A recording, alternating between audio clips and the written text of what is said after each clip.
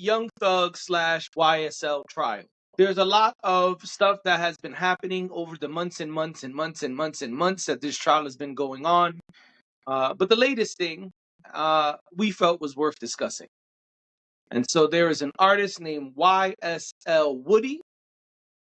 There, he is a witness for the state whose interrogation was publicly released.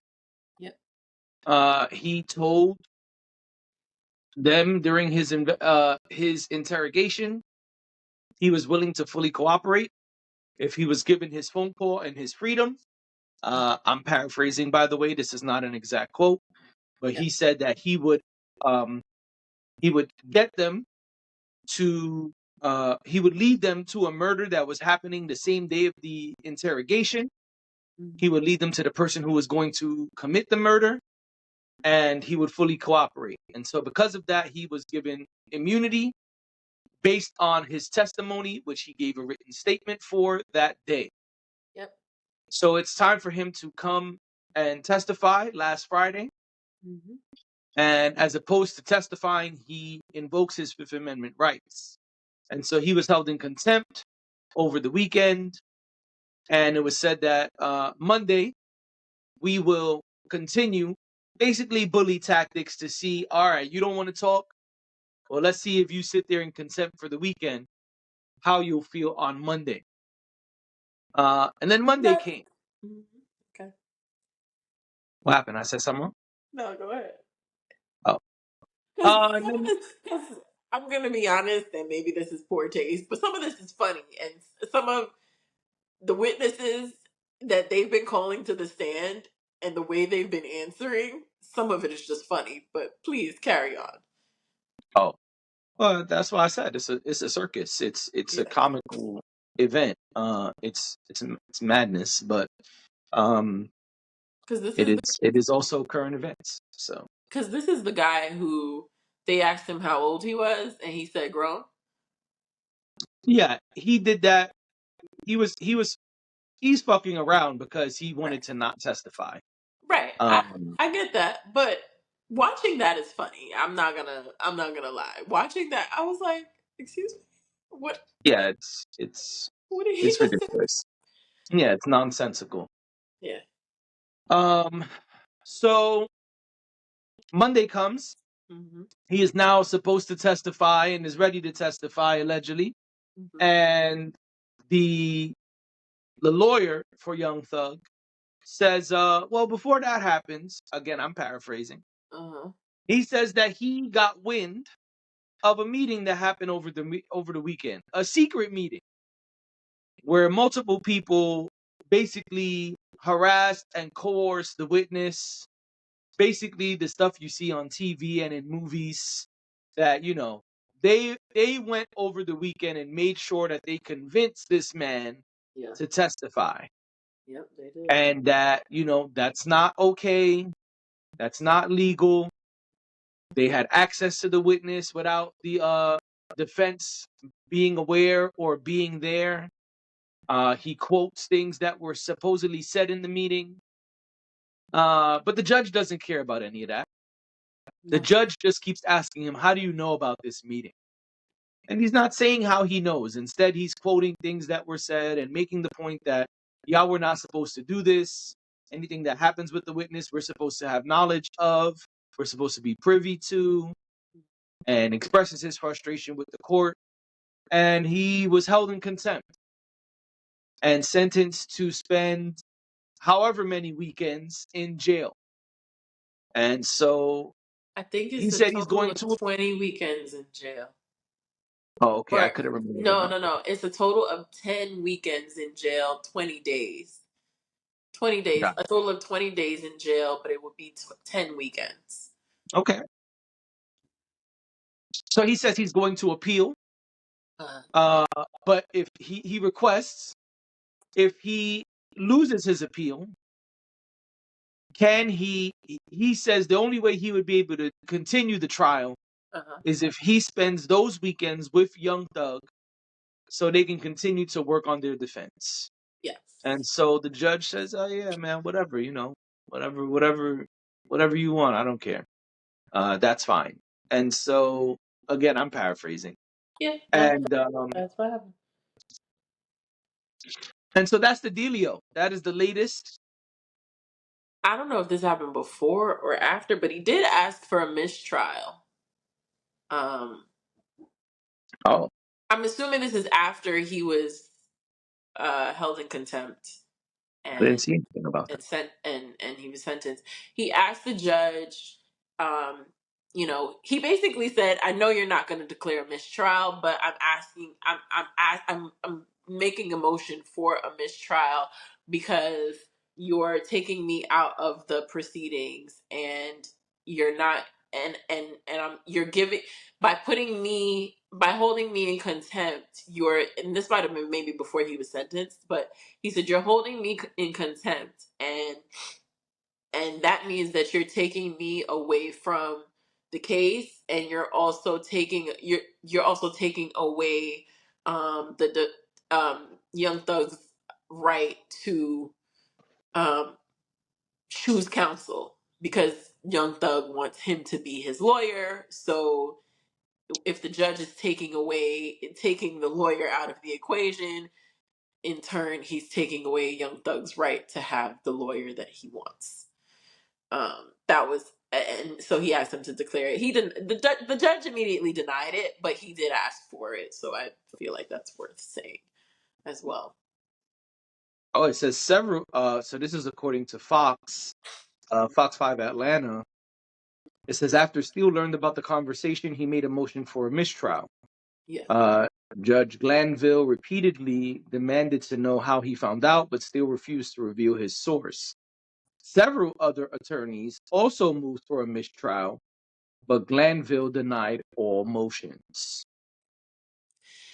I think at some point, Young Thug is going home a free man, whether he's guilty or not, just because this has kind of been a mess. Yeah, And if the legal part of it, um if the legal part of it, meaning the prosecutors, if the lawyers involved, the judge, if there's any foul play of any kind, they come back and they ask for a dismissal of a trial, or if someone is found guilty, they will come back and appeal yeah, on the grounds of, what did Tory Lane's daddy say? A miscarriage of justice. So everything you think, or all the facts that were laid out, could be absolutely true, but if it is not handled properly, yeah, all of that can be thrown absolutely, out the window. So, exactly. and that, to me, it seems like that is where this is going, because there's been so much tension between the prosecutor and the judge. I can't imagine that No, the defense attorney and the judge. the defense attorney and the judge. I can't imagine that this is going to be easy. Just, we make a decision and we all move on with our lives. That doesn't seem to me like that's going to be the case here.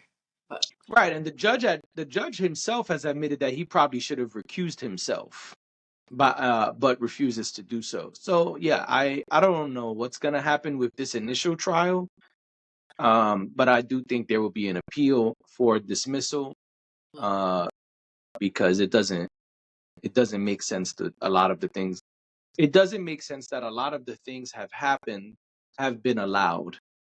I also am not 100% sure how this contempt situation will go for the lawyer, because I don't know all the rules of this for Atlanta. I don't know the legal proceedings and how it goes during this type of litigation in Atlanta. But I would say that he probably isn't even going to stay in the. I think he'll win his appeal for yeah, being held in contempt, because nothing says he has to reveal his source. It seemed more like the judge was mad he got caught. right. That's what it seemed like to me, and it also. I don't know. To me, watching this was just like watching something on television. You know that, like, they told the line between reality um and storytelling, but this looked very much like something that I would watch on some sort of legal drama or something like Yeah. that. Like, it just didn't seem real to me. And I just, it just seems like there's a lot of mess. Yeah. And Since the beginning. since the beginning, there's been a lot of mess. But I mean, I guess if you have to have a lawyer, this is the one you want. He's going to jail for you. He has gone to bat for him. He has gone to bat for him on multiple occasions. We've seen him, really try to defend him. I thought it was really funny that just to make light a little bit, that if you looked at Young Thug almost had like a little, he had like a little smirk on his face when this whole thing was going on. It made me think of like, um, when you watch, I don't forget what they're called, but when you watch like certain movies where there's like these two people who are complete opposites who like find each other and become friends or whatever the case may be. This felt very much like Young Thug was sitting there kind of like, yeah, get him. it Oh just yeah. it just Yeah, felt definitely. very much like, yo, I fucks with you, that type of, like, he couldn't, obviously he's the one on trial, so he couldn't really like react too much. But you could, if you looked close enough, you could see that he did have a bit of a reaction, kind of like, yeah, you get him, Right. Um, and I thought that was funny. But this, I don't know. I don't know. I mean, this is just, this has turned into one big mess. Yep. It really has. Um, I know we talked about it a way, way, way long time ago when all of this first started, when the homes were raided and people were Right. arrested, and before Gunna even got out, and Yeah, now, we said we probably weren't going to speak much about it, but it's just like at this point it's become such a fiasco, such a like yeah, ridiculous show that's like, all right, we yeah, do got to say something. Right?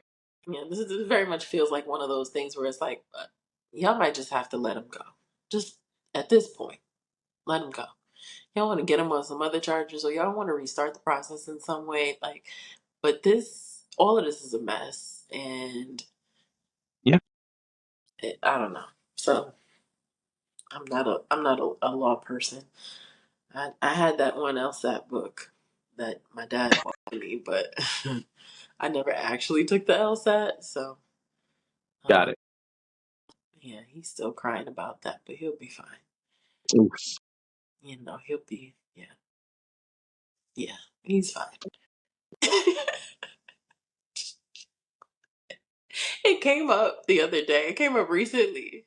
It's really funny. It came up, and I was like, "Yep, I chose the life of advertising." And he just looked so sad. Said, "All Because right, you could have been one of the new 25 lawyers representing Young Thug. I could have, but I'm You not. know. I'm not."